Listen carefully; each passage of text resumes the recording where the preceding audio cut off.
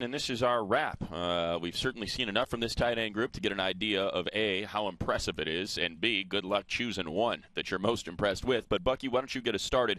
A player that impressed you the most today. Deshaun Watson from Clemson. The Clemson quarterback came in with a lot of pressure, having to prove himself on the turf. Some people wanted to know how athletic was he, how explosive is he? Well, he answered that question with a 4.66 40 time. Saw the speed, saw the explosiveness. Now you go to the drills, watching him throw, ball comes out on time. The ball was crisp, particularly at short and intermediate range.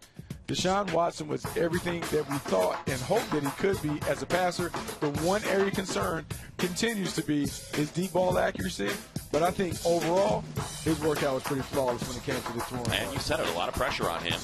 Certainly not necessarily aided by his coach, Dabo Swinney, who said, you pass on Deshaun, you're passing on Michael Jordan. That's all. No big deal. No big deal. Just but, Jordan. I mean, speaking to the competitiveness and the championship pedigree, and like you said when we were discussing Deshaun as he was going through the workouts, it's hard to pass on a winner. And when the stakes are highest and the lights are brightest, this young man just seems to perform at his best. And, you know, you can, I guess, nitpick the deep ball or whatever it may be, but it's hard to figure out where that fits into your scouting grade. It's very, very hard to figure that out. But I do know whenever he's on the field, they always have a chance of winning. 32-3 during his time at Clemson, a guy who went to back-to-back national title games, won it this past year.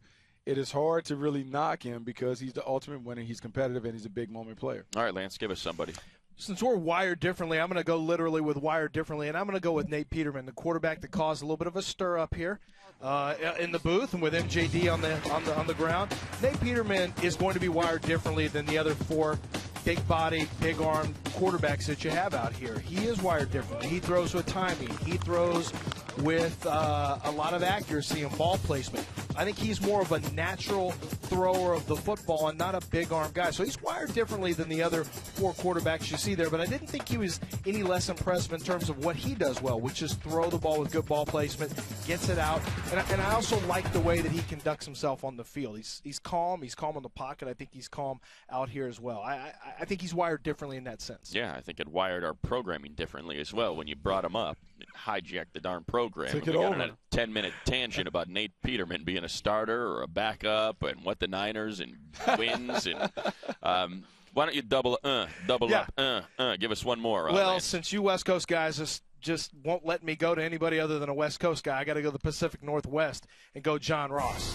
None of us are arguing about John Ross, right? Wired differently. The speed of John Ross, a brand new combine record, 4.22. That to go along with a 36-inch vertical and an 11-foot 1-inch broad jump. The explosion is off the charts. The speed is off the charts.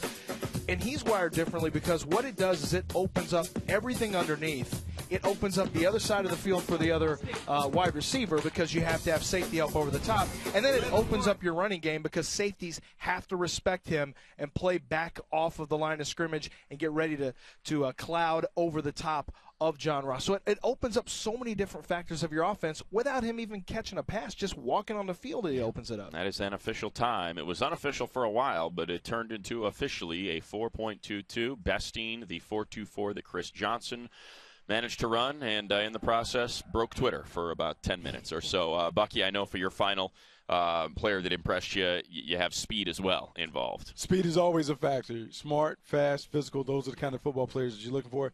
Evan Ingram certainly qualifies. Fast, 4.42 40. Seventh fastest of all the participants at the combine. He is a guy that we know can now get down the seam, threaten the middle of the field, make plays. When you add that with his route running ability, his natural ball skills, his ability to create mismatches on the perimeter, he now becomes someone that is in the conversation. Bottom of one, top of two, someone who can come in and not only be a contributor, but a huge matchup player for a new offense. Certainly an impressive group of players today with quarterbacks, wide receivers, and tight ends, and that was Wired Differently presented by Fios by Verizon.